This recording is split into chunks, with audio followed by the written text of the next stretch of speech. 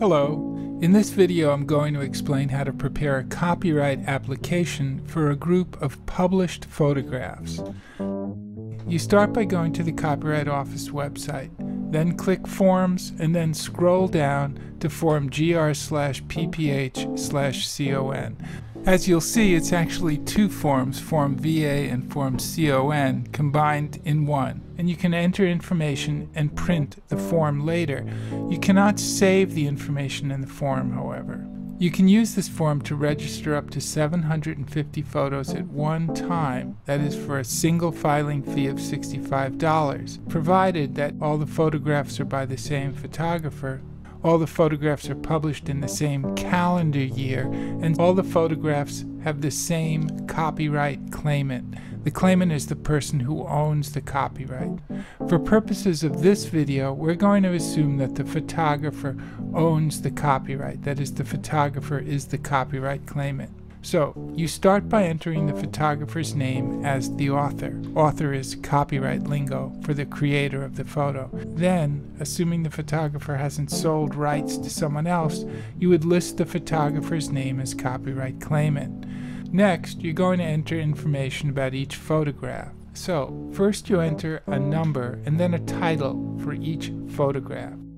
The form next asks for the date of publication for each photograph. Once you've completed entering information about the photographs, you go to section C, where you enter the name of the photographer and the address where you want the certificate mailed. Okay, now it's time to complete the remainder of the form, or what's referred to as Form VA.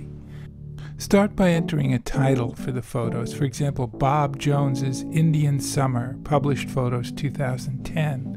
Then under Nature of this work, enter Photographs. Then for previous or alternative titles, you must include the statement Group Registration / Published Photos and list approximately how many photos you are registering.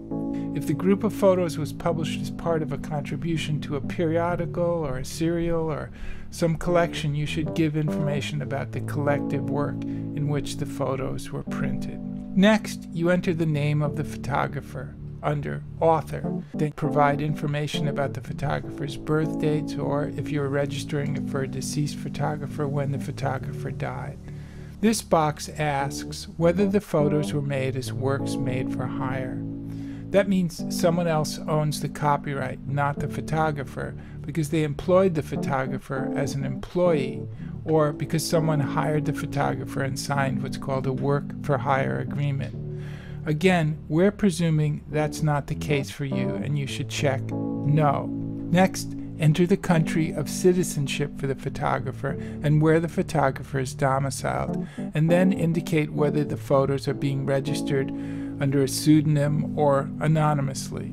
Under Nature of Authorship, check Photograph.